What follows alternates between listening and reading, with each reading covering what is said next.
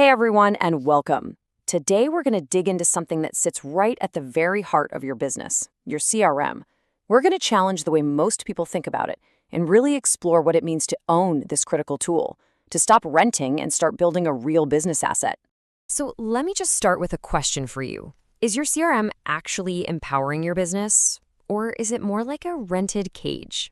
It sounds a little dramatic, I know, but think about it. When you're on a subscription, you're playing by somebody else's rules, and that can seriously limit your freedom, your flexibility, and yeah, ultimately, your growth. Okay, let's get into the nitty-gritty of this. Look, the subscription model is everywhere, and I get it, it's convenient to start.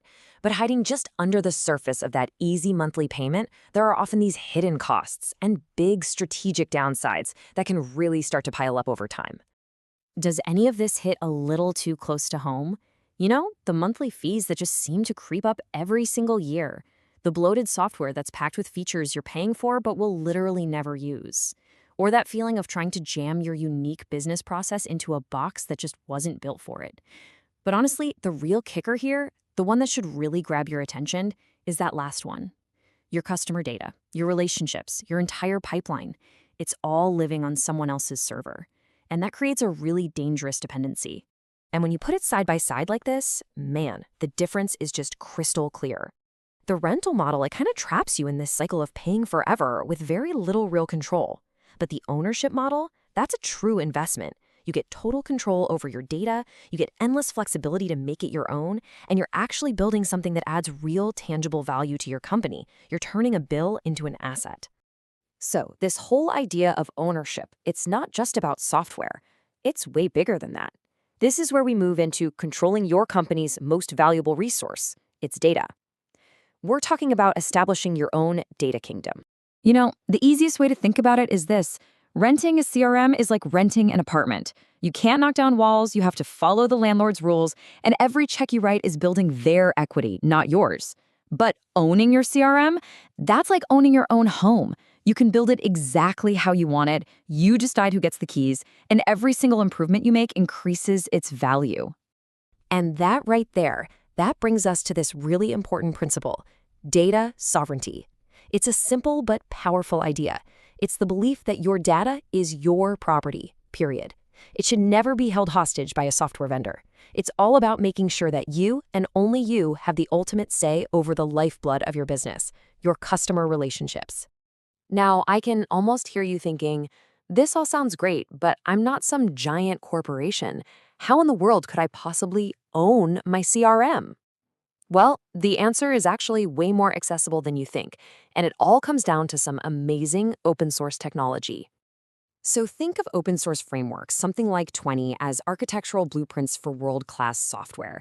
They give you this battle-tested, super secure, and scalable foundation that you can then build on.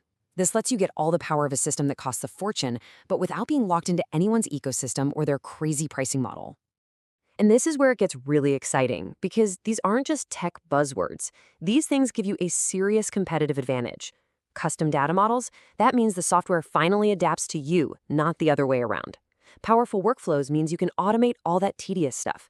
You can even build in AI agents and create dashboards that show you exactly what you need to see, all while you control who sees what. Okay, so let's get out of the theory and look at a real-world example. How is someone actually using this blueprint? Well, let's talk about a company called LiveShuffle CRM, because they've built their entire business around this exact philosophy of ownership. I mean, look at this. This is their whole mission statement right here. It couldn't be simpler or more direct. It's a straight-up challenge to that subscription-first world, telling businesses, hey, invest in something you actually control, something that serves your long-term goals. And you can see this philosophy baked right into their pricing. Just look at that first package. What's missing? The never-ending monthly fee. Instead, it's a simple one-time payment. They build you a complete system, they hand you the keys, and that's it. It's yours. You own it. It's a model that's all about delivering value up front, not creating a dependency forever. And hey, the proof is in the pudding, right? When a tool is built to fit your process perfectly, these are the kinds of results you see.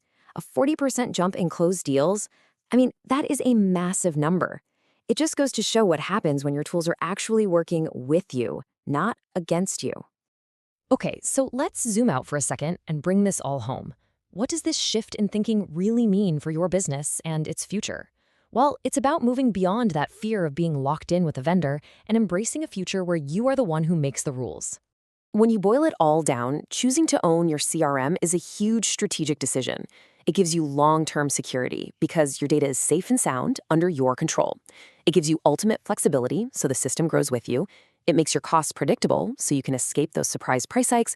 And maybe most importantly, you turn what was just another expense into a valuable asset that makes your company stronger from the inside out. So I'll just leave you with this one last thought to chew on. When you look at all those relationships you've spent years, maybe even decades building, who truly owns that asset? Is it you, or is it your software vendor? The answer to that question could define the future of your business.